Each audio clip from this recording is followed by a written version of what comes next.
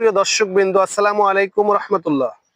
দীর্ঘদিন পর আমরা আবারও চলে এসেছি আমাদের প্রতিবাদী কণ্ঠস্বর রফিক ভাইয়ের কাছে। আসলে অনেকদিন আমাদের ভিডিও দেওয়া হয়নি চ্যানেলে আপলোড, তো যার কারণে অনেক দর্শক বৃন্দদের কাছ থেকে আমরা অভিযোগ পাচ্ছিলাম কেন আমরা ভিডিও করছি না। তো যাই হোক, আমরা নতুন করে আবার কন্টিনিউ করব, ধারাবাহিকভাবে আমাদের চ্যানেলে ভিডিও পেয়ে যাবেন। তো রফিক ভাই, আজকের কোন বিষয়ে আপনার কাছ থেকে প্রতিবাদীমূলক কথা কুরবানি শুনতে যেহেতু চলে আসছে, হ্যাঁ, এই যে গোশ দেওয়ার আপনার যে সিস্টেম আপনারা করছেন আগাগোড়া আমরা দেখে আসতেছি, এই যে পদ্ধতি এইটা আমার পছন্দ না ভাই। কেন এইটা পছন্দ না? বদলাইতে হবে ভাই। কেন কেন ভাই? আপনি গোশ এখন মনে করেন যে গোশ নিয়ে তারা বিক্রি করে, হুম এটা তো নিয়ম না ভাই।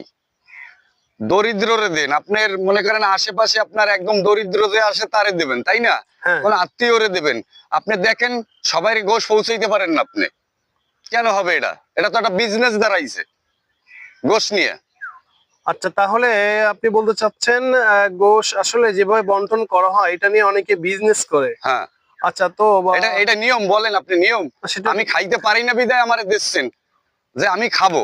আমরা কি খাচ্ছি? আমরা তো বিক্রি করতেছি, বলেন। আচ্ছা, হ্যাঁ, অনেক জায়গা থেকে এরকম অভিযোগ বা এমন কথা শোনা যায়। তো আচ্ছা, তো মানে আপনারা একটু বিস্তারিত খুলে বলেন আমাদেরকে। মনে করেন যে আপনি প্রত্যেক সন্ধ্যা সকাল থেকে সন্ধ্যা পর্যন্ত গোশ বিলাচ্ছেন, হ্যাঁ, তারপরও আপনার গোশ আত্মীয়র দ্বারে পৌঁছাইতে পারতেছেন না, শেষ। কারণ আপনি তাকেই দিয়ে পারতেছেন না। তাহলে এই নিয়মটা বন্ধ করেন। আপনি প্রত্যেকটা ওয়ার্ডের আইডেন্টি কার্ডের ফটোকপি থাকবে,